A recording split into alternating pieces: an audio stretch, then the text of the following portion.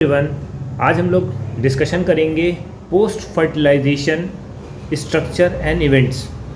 ये बहुत important segments होने वाला है।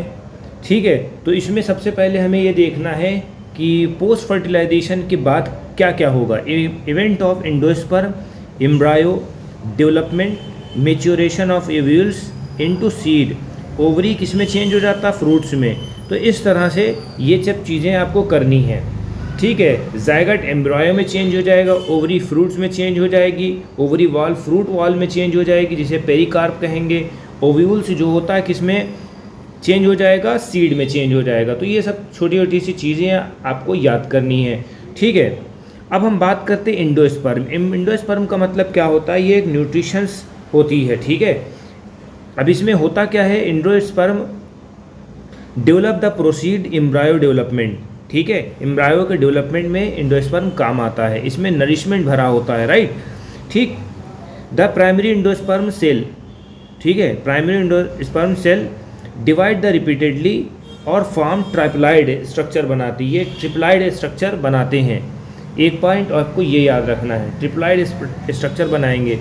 फिर ये जो है cell, this cell is filled with the reserve food. इस सेल में जो होता है, एंडोस्पर्मिक सेल्स में क्या होता है? फूड रिजर्व होता है जो न्यूट्रिशन देता है। ठीक है, एम्ब्रायो को खाना कौन पहुंचाता है? Endosperm. In the most common type of endosperm development, primary endosperm nucleus, ठीक है, undergo the successive nuclear division. इसमें न्यूक्लियर का डिवीज़न होता है, ट्रिप्लाइड बनाता है। जैसे ये है 1 2 3, 3 तरह के न्यूक्लियस होंगे और फिर फर्दर डिवीज़न होगा। ठीक है, this stage endosperm develop is called free nuclear endosperm. इसमें क्या होता है? फ्री न्यूक्लियर एंडोस्पर्म होता है। जैसे कोकोनट को देखा होगा आपने, उसी में। ठीक, सब्सिक्वेंटली सेल वॉल फॉर्मेशन, जब सेल वॉल का फॉर्मेशन होता है, ठीक है, एंडोस्पर्म बिकम सेलुलर हो जाता है। The free nuclear form before the cellularisation very greatly. Coconut water from tender coconut that you are similar with. ठीक है, तो कोकोनट वाटर का जो है आप इसको इससे ले सकते हो। ठीक है, is nothing but free nuclear endosperm. इसमें क्या होता है? फ्री न्यूक्लियर एंडोस्पर्म होता है। ठीक है, जिसमें 1000 न्यूक्लियाई होते हैं। ठीक है, वाइट कार्नेल होता है। ठीक है, surrounding white Cornell is cellular endosperm. अब आप समझ में आ गया कि एंडोस्पर्म क्या होता है। एक छोटा सा कोकोनट का एग्जाम्पल आप ले लीजिए, जो पानी होता है उसमें उसको न्यूक्लियर कहेंगे, और जो वाइट वाला जो गरी होती है, ठीक है, उसको हम क्या बोलते हैं? एंडोस्पर्म बोलते हैं, राइट। ये चीज़ है क्योंकि इसमें न्यूट्रिशन भरा होता है। ठीक, एक तो ये पॉइंट क्लियर हो गया आपका। एंडोस्पर्म में भी either completely consume by the developing, ठीक है, एम्ब्रायो बनाने में काम आ जाता है। जैसे पी है, ग्राउंड है, बीन्स है। Before seed maturation it may be mature, castor और कोकोनट, ठीक है, may be per seed mature seed before. इसका मतलब क्या होता है कि जब एंडोस्पर्म जो या तो कम्प्लीटली कंज्यूम हो जाएगा, ठीक है, जब कंज्यूम हो जाता है तो यहाँ पर ये बनता है, पी है, ग्राउंड नट्स है, बीन्स हैं। ठीक है, ये सब डाइकॉट्स वाले हैं। ठीक है, ये डाइकॉट्स वाले हैं। ठीक, ये चीज़ है। फिर हमारा सेकंड सेगमेंट आ जाता है एम्ब्रायो का। एम्ब्रायो का मतलब क्या होता है?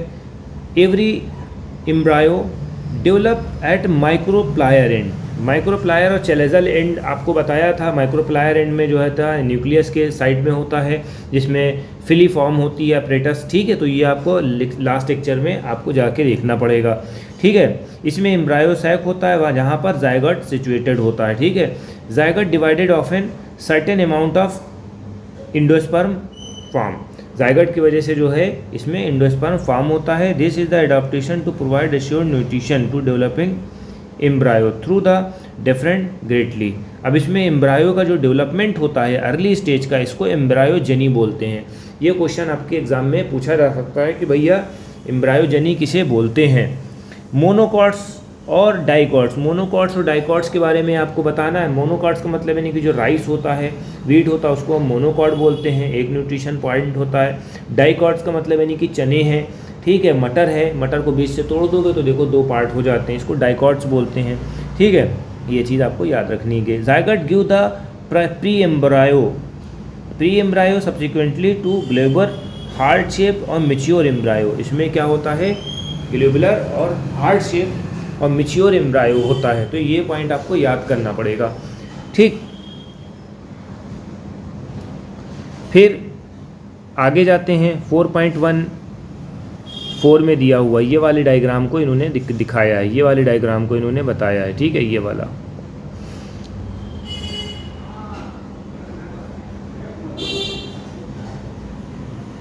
Typical dicotyledons embryo consist embryonal axis, ठीक है। एक हमारा एम्ब्रायोनल एक्सिस होता है, ठीक है। 2 कोटिलेडन्स होते हैं, ठीक है, and 2 cotyledon. The portion of embryonal axis above the cotyledons, ये कोटिलेडन्स के ऊपर जो होता है उसको हम क्या बोलते हैं, एपिकोटिल होता है, जो टर्मिनेट करता है प्ल्यूम्यूल्स को, ठीक है।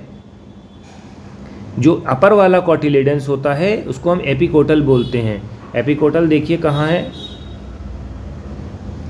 एपिकोटल जो है प्ल्यूम्यूल्स को हटा देगा, ठीक है। ये चीज़ आपको याद रखनी है, टर्मिनेट विद द प्ल्यूम्यूल्स और stem tip.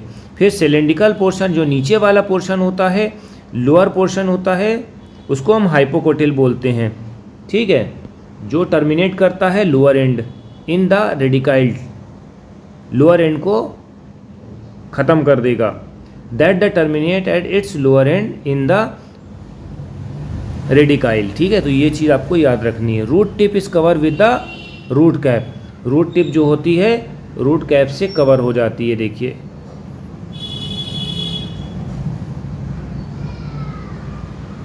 Embryo of monocotyledons possess only 1 cotyledons in the grass family, इसको हम क्या बोलते हैं, स्क्यूटिलम बोलते हैं। ग्रास फैमिली के कोटिलेडन्स को हम क्या बोलते हैं, स्क्यूटिलम बोलते हैं। ये क्या होता है, सिचुएटेड होता है one side of the lateral embryonal axis, ठीक है। एम्ब्रायोनल एक्सिस के लेटरल होता है, ठीक। तो ये पॉइंट आपको याद रखना है। जो लोअर एंड होता है एम्ब्रायोनल एक्सिस के has the radicle end root cap enclose the undifferentiated sheet जो होता है क्लोरीजा बोलते हैं, ठीक है। रूट कैप जो होता है इनक्लोज होता है अनडिफरेंशिएटेड शीट को, इसको क्लोरीजा बोलते हैं। देखो भैया क्लोरीजा देख लो, ये देखो रूट कैप है, ये रूट कैप है, इसको कौन प्रोटेक्ट कर रहा है, क्लोरीजा प्रोटेक्ट कर रहा है, ठीक है। उसके ऊपर कौन है, रेडिकाइल है, इसमें क्या है, रूट कैप है, फिर क्लोरीजा है, ठीक है। तो ये चीज़ आपको याद रखना है, ठीक।